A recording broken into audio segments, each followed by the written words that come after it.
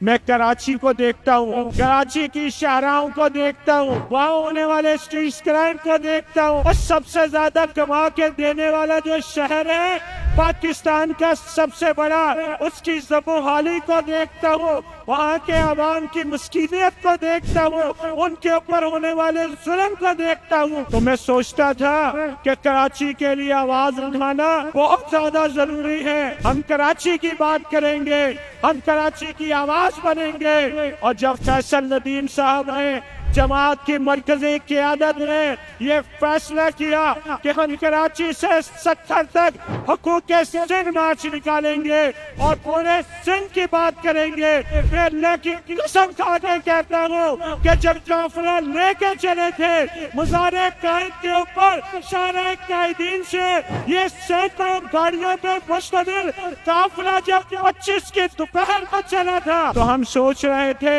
کہ کراچی کی بات کریں گے، مگر جب ہم پٹھہ میں داخل ہوئے، سجاور کی طرف نکلے، ملارچی فدین کو دیکھا، ماتنی کو دیکھا، جس شہر کی طرف چلے گئے آنکھیں کھلتی گئی کہ بھائی یہاں پر تو پیپلز پارٹی نے وہ انصاف رکھا ہے کہ کسی شہر کو کچھ نہیں دینا۔